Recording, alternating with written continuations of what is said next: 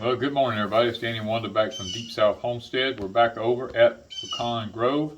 We had a company send us Patiowell, sent us a garden shed. Well, one of the things we've been needing over here is a garden shed, and we were looking at them, and this company sent us one. Now, this one has to have a floor put in it. It don't come with a floor. You got to have a wood or concrete floor in it, and it does give you the dimensions for all that to put down.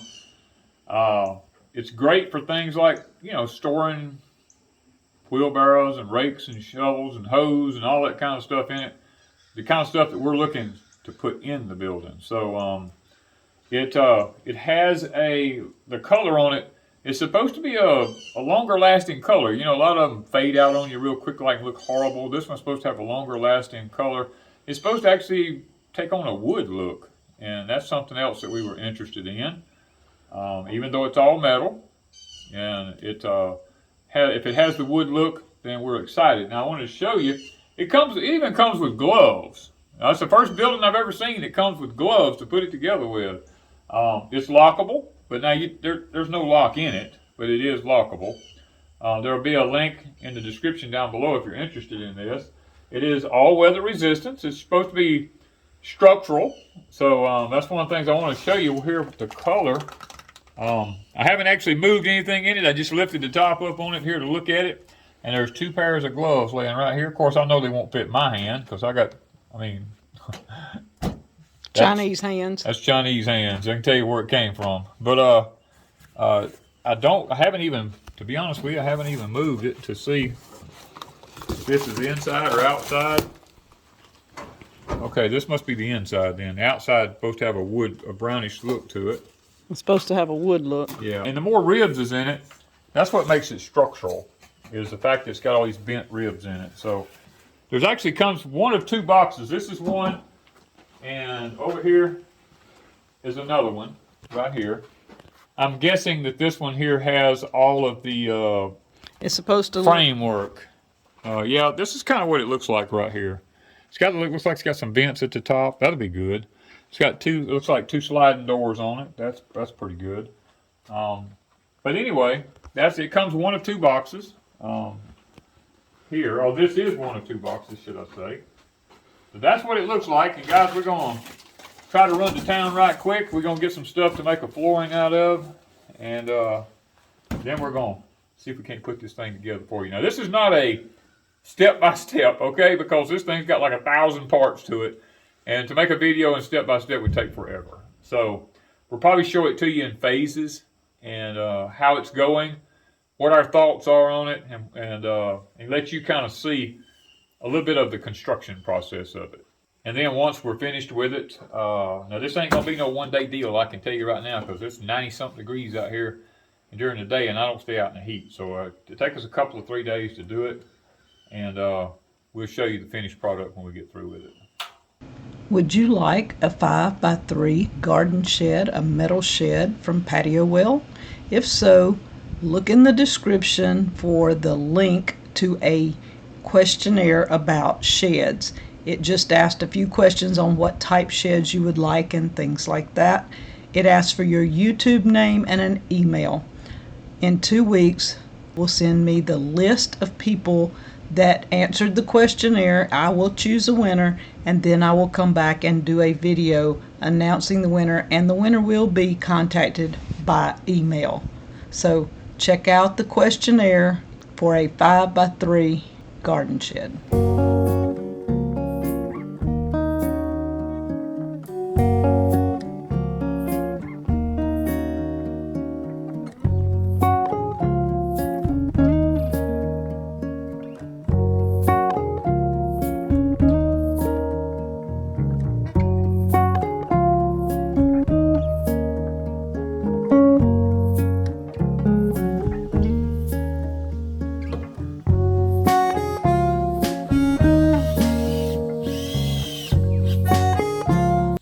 The foundation is ready, and we painted the tops of the boards. Danny's going to come back and get started with the building when it cools off.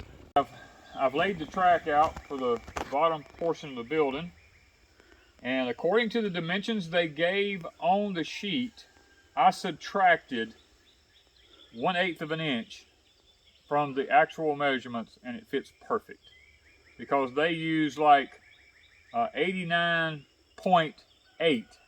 Nobody goes by 0.8 or anything like that. Usually we go by 16ths or 8ths here in the United States. So I did a little bit of calculating and kind of got it as close as I could based off of their measurements.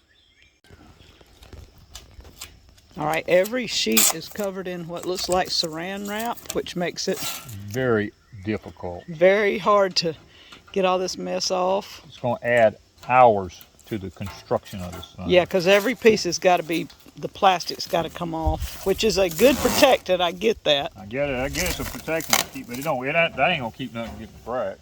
But it's going to be several hours getting this plastic off before we put a piece up. All right, as you can see, we've got this going, but this is not the wood look. They sent the wrong one. It is a decent look. I like the look, but it's still not the one we ordered.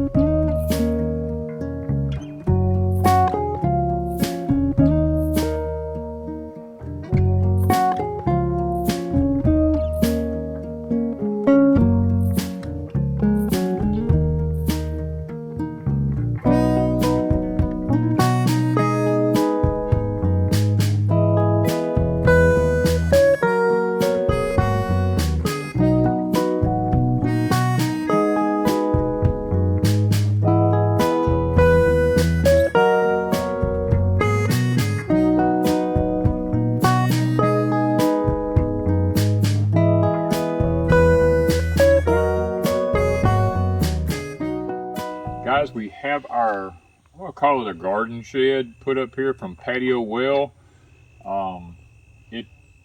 It's a decent little building. It's a 6x8. It's a nice little metal building. There's a couple of things.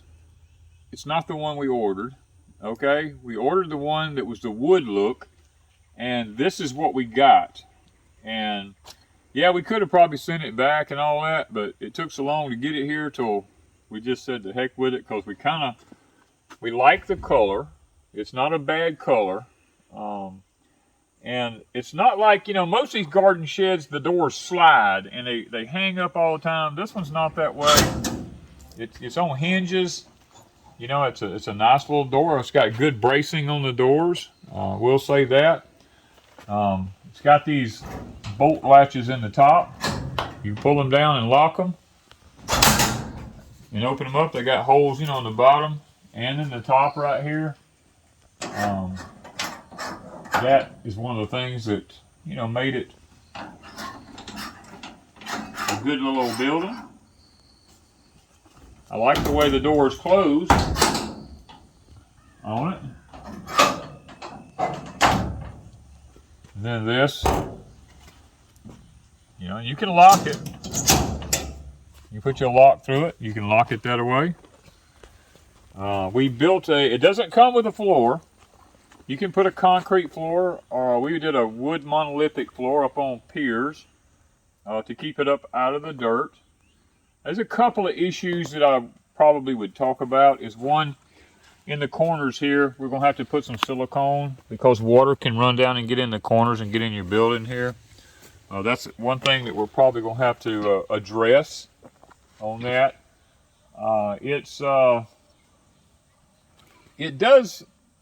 It's sturdy, but yet it's a little flimsy because, the metal, if I push on it real hard, I can bend it. As a matter of fact, I did bend it on the back. I reached up there and pushed in on it just a little bit, and it just folded in on me. But other than that, I'm not crazy about the fact that the trim on it doesn't have many screws in it. Like the ridge down the top only has 2 screws on the outside, 2 in the middle, and 2 on the other end. It should be screwed all the way down, because the first wind, I suspect it's going to come along, may jerk that off of there. And if it does, water can come in the top of it. Same thing with the eaves here. There's just 1 screw here, 1 screw here, and 1 screw down there. This is, you know, I can see how I can pick it up. That's, I think, might be just a little bit flimsy. The one thing, if there was ever anything in the instructions that should have been put in it, was a couple of things. One, spend a whole day before you get ready to put the building together pulling the plastic off of it, because it's got saran wrap around. Every piece of metal is covered with this stuff, and it took hours to peel all this stuff off, because it doesn't just come off in a sheet when you tear it. It just pulls the strings, and it just made a mess. That's what slowed us down. Now, it took me, I'm going to say Mr. D, he's an elderly gentleman, Wanda, and a friend of ours named Chris. It took us a whole day, all of us, working together to be able to put this building up. By the time we pulling the plastic off of it was probably, I would say, probably a good 2 to 3 hours of 2 or 3 people just peeling plastic off of all the parts. Now, if it had been a heavier grade plastic, it probably would have pulled off a whole lot easier, but it was such a thin grade, it was like saran wrap in the kitchen. It just peeled off in strips, and it just made a mess. But nevertheless, they did get it off. Another thing I liked about it, it's vented at the top. A lot of these buildings I see are not vented, and this one has vents in it. So I do like that. I like the fact that the part that fastens down to the floor is galvanized, and all the screws that fasten it down are on the inside. Another thing I found, that when they give the dimensions for the floor, if you're going to sell it in America, it needs to be given in American dimensions. In the dimensions for American, it should have, in the dimensions in the book, it said 89.8. So I made it 7.5, because that's 7.5 is 3/4 of an inch. Why do 0.8? You know what I mean?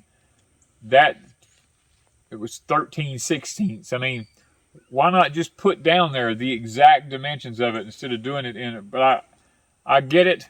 It's made in China, you know, and so their measurements are not like our measurements. But if you're going to sell it in America, it needs to have American measurements on the book, because not everybody might not know, you know, what 0.8 or whatever is. That was another thing. The screws, you have to be really, really careful when you're putting the screws in, because lots of this stuff, the metal was so thin on it that if you tighten a screw down very tight at all, I mean, you got to barely touch the trigger, or the screw would just spin out in the middle. I mean, that was another thing. There's probably a few things like this plastic up here. I'll probably have to go back and put bolts with nuts on the back sides of them, because the plastic is like 3/16 of an inch thick, and then you got 2 sheets of metal to go through, and a little screw they give you with a washer on top of it's only like a little over a quarter of an inch long, maybe 3/8 of an inch. There's not much into the metal at all. Same thing with these corners here. Now these, what gets me is they sent longer screws for the corners, but they did not send any longer screws for this up here. I do like the fact that it has stainless hinges on it. I like that. They're cabinet grade hinges. One of the things that I did not like about it is the simple fact that when you close the doors, there's a big gap between it right here. To me, there should have been some sort of theatrical that went with it, because anything can go through that crack right there and get in there. Now, I probably could come in here and undo these screws, but everything is pre-drilled. I could probably undo those screws and move these in just a little bit on each side, and could probably compensate for some of that. But what I'll probably do is come back in here, and on the back side of this door here, I'll probably get me a sticky strip of some type. Or I'll probably put it on this door over here, not this one, but this one over here. I'll put a peel-off stick strip of rubber stuff on the back of this, like goes on a door in a house or something other, so that when I close it, that closes against a rubber strip so that nothing can get between that, because rain will blow right through that and get on the floor in there. That was one of the other things that I saw. But other than that, it's a decent little shed. If for somebody who wants one, I think the price of this one was around $400. Not bad, because technically I could not have bought the material at a hardware store and built this shed for that amount of money.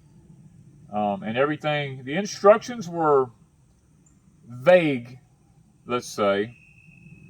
They were decent for someone. I've done construction for 26 years.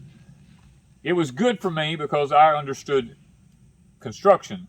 But for somebody who doesn't know anything about building anything, like my wife, Miss Wanda, she had no clue. When she opened that book up, she said, here. She said, I don't know. And it looked like it had a million parts to it to her. And me reading blueprints and stuff like that, it wasn't a problem for me. But for someone who just doesn't know, the instructions were a little vague on it. But other than that, my biggest quirk with the whole thing is I didn't get what I ordered. You know, that within itself was probably the one thing that would be a deal breaker for me. But other than that, I think it'll be a nice little garden shed. We'll keep our chairs in it and stuff like that. I do suspect first hurricane that comes along, probably tear it up. I mean, I'm giving an honest review on it. I'm not being critical or anything like that. I'm just being honest, because it goes together really flimsy. If it wasn't for the 3 beams in the top of it, you could push it over. I mean, I was just being serious. I do believe that it should have had a steel bar around the center of it here, all the way down the side, because, you know, like I said, it pushes, it's real flimsy in the middle. If it had a steel bar that fastened around the inside of it, that would have probably stiffened it up a tremendous amount and would have made it a better shed than what it is. And I do realize, you know, they're trying to keep the price down, but go check out Patiowell if you're interested in one of these buildings. If you're looking for somewhere to keep a barbecue grill, or, you know, keep some garden tools or something like that, it's probably an okay building for something like that. It's cheaper than going to the hardware store and buying the material and building it yourself. It all comes pre-done. Just be aware, you're going to spend a whole day pulling plastic off of everything before you even start putting it together. Thank you guys from Deep South Homestead.